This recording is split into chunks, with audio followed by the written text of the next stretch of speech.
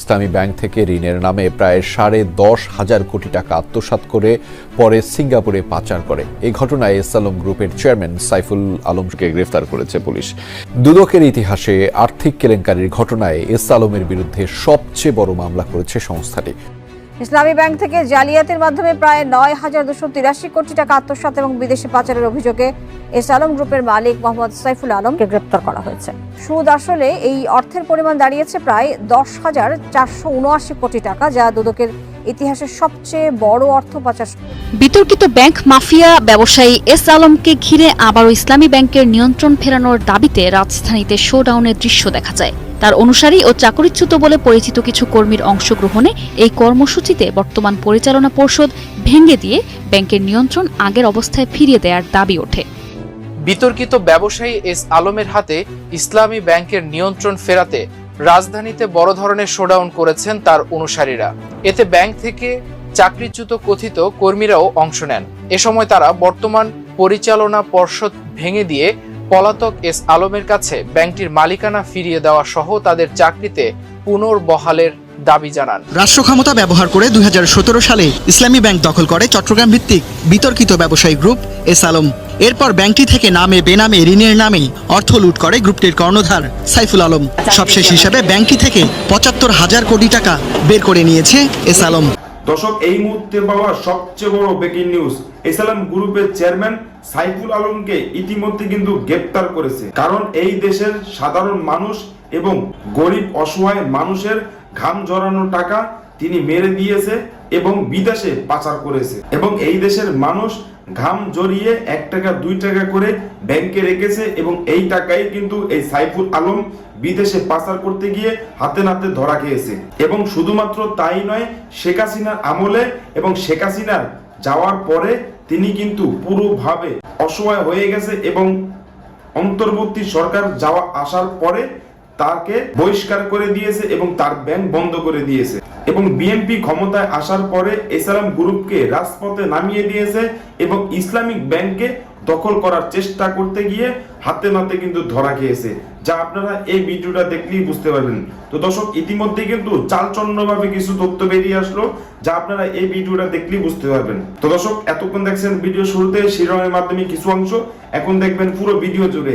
তার আগে সবাই কাছে একটা অনুরোধ করব, যারা আমার চ্যানেলে নতুন আসছেন অবশ্যই চ্যানেলটা সাবস্ক্রাইব করে দিবেন, পাশে থাকা বেল আইকনটি অল ক্লিক করে বাজিয়ে দিবেন। তো দর্শক, চলেন একটা লাইক দিয়ে সম্পূর্ণ ভিডিওটা সবাই ধৈর্য সহকারে দেখতে থাকুন। 2017 সালের 5ই জানুয়ারি ভোরবেলা বাংলাদেশের সবচেয়ে বড় প্রাইভেট ব্যাংকের ব্যবস্থাপনা পরিচালক আব্দুল মান্নান তখনও ঘুম থেকে পুরোপুরি জাগেন নাই।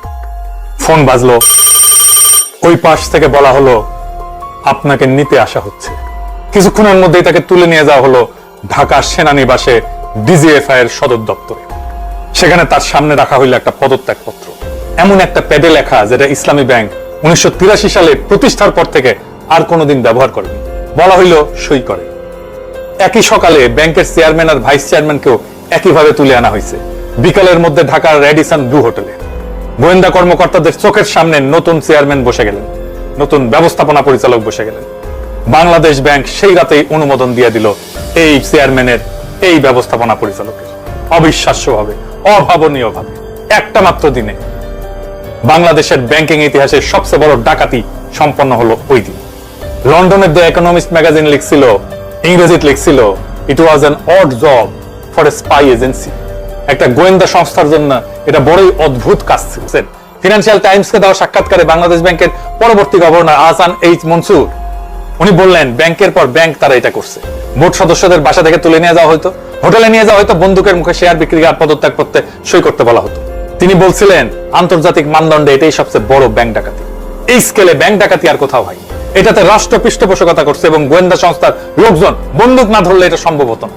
এটা ফিনান্সিয়াল টাইমসে ছাপা হয়েছে। 7 বছর পর এমডি মান্নান প্রথমবার মুখ খুললেন, বললেন, আমাকে এমন একটা প্যাডে পদত্যাগ করতে সই করানো হয়েছিল যেটা ব্যাংক কোনোদিন ব্যবহার করেনি। জেদ্দার ইসলামিক ডেভেলপমেন্ট ব্যাংক অভিযোগ করলো তাদের মাত্র 3 দিনের নোটিশ দেওয়া হয়েছিল, প্রতিনিধি পাঠানোর সুযোগই পায়নি। দ্য ইকোনমিস্ট লিখলো, সৌদি আরব কুয়েতের শেয়ার হোল্ডারদের এই বোর্ডরুম কুসম্পর্কে অন্ধকারে রাখা হয়েছিল। তারপরে কি হইলো? আইডিবি তাদের শেয়ার 7.5 থেকে 2.1% নামায় আনলো। দুবাই ইসলামী ব্যাংক চলে গেল, আল রাজি চলে গেল, কুয়েত ফিনান্স হাউস চলে গেল, একটা আন্তর্জাতিক মানে প্রতিষ্ঠান থেকে সব আন্তর্জাতিক বিনিয়োগকারী পালায়ে গেল। আর ঢুকলো কে? এস আলম গ্রুপ, চট্টগ্রামের পটিয়ার ব্যবসায়ী মোহাম্মদ সাইফুল আলম। কিভাবে ঢুকলো? শেল কোম্পানি দিয়া।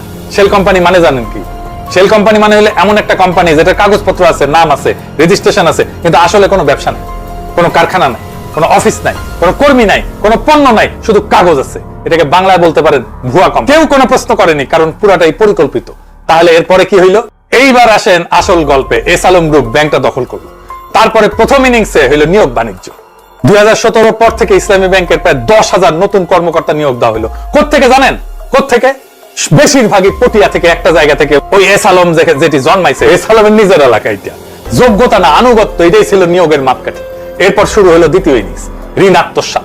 দুদকের তদন্ত অনুযায়ী এস আলম তার নিজের লোকদের বিনিয়োগ আইটিআর বোর্ডের মূল পদে বসে ব্যাংকটাকে একটা ব্যক্তিগত ঋণ যন্ত্র পরিণত করল। সংখ্যাগুলো শোনে, এস আলম তার সহযোগীরা 7 বছরে 50,000 কোটি টাকা বেশি ঋণ নিচ্ছে এই ব্যাংক থেকে। ব্যাংকের মোট বকেয়া ঋণের 47% চলে গেছে এস আলমের কোম্পানিগুলোতে। দুদক তাদের ইতিহাসের সবচেয়ে বড় মামলায় 67 জনের বিরুদ্ধে 10,479 কোটি টাকার আত্মসাৎ এবং পাচারের অভিযোগ আনছে।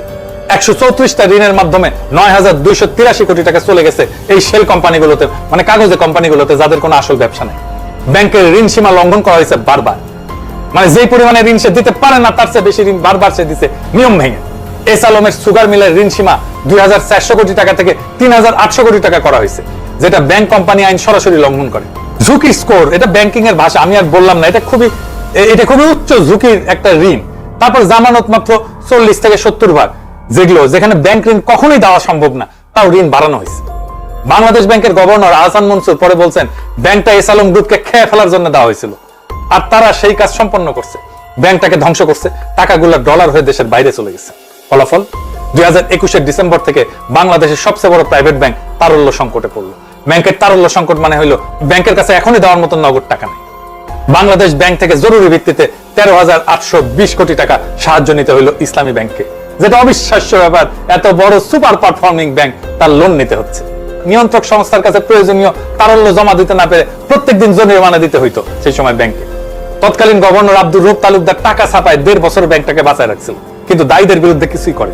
একটু চিন্তা করেন, যে ব্যাংকটা গ্লোবাল ফিন্যান্সের সেরা ব্যাংক ছিল, এশিয়ান ব্যাংকের স্ট্রংগেস্ট ব্যাংক ছিল, যার আমানতকারী ছিল কোটির উপরে, সেই ব্যাংকটা এখন বাংলাদেশ ব্যাংকের কাছে ভিক্ষা চাইতেছে বেঁচে থাকার জন্য। এটা হলো পরিকল্পিত ধ্বংস। এরপরে হলো জুলাই বিপ্লব।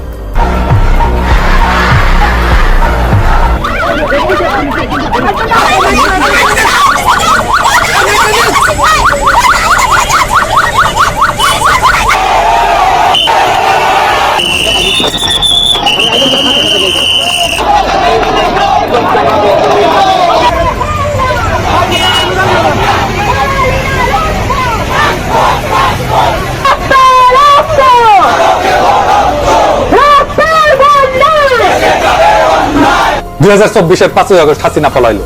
নতুন সরকার এসে প্রথম যেটা করলো, এস আলমের লোকজনকে ব্যাংক থেকে বাইর করে দিল। ব্যাংকগুলো চালানোর জন্য নতুন লোক বসানো হলো। আর মনে আছে আব্দুল মান্নানের কথা, যাকে 2017 সালে ডিজিএফআই এর লোকজন বাসা থেকে তুলে নিয়ে যে জোর করে ইস্তফা দেওয়া হয়েছিল, সেই মান্নানকে ফিরিয়ে নিয়ে আসা হলো। ফার্স্ট সিকিউরিটি ইসলামী ব্যাংকের চেয়ারম্যান হইলেন। আর ব্যাংকের কি হলো? ঘুরে দাঁড়াইতে শুরু করলো। 5ই আগস্টের পর মানুষ ব্যাংক থেকে টাকা তুলছিল গড়ে প্রতিদিন 200 কোটি টাকা বেশি, যা জমা পড়ছিল তার চেয়ে। মানে ব্যাংক থেকে টাকা বাড়ে যাচ্ছিল ঝরঝর করে। কয়েক মাসের মধ্যে সেই ব্যবধান নেমে আসলো 6 কোটিতে। মানে মানুষ আবার ব্যাংকে টাকা রাখতে শুরু করলো, আস্থা ফিরে আসলো।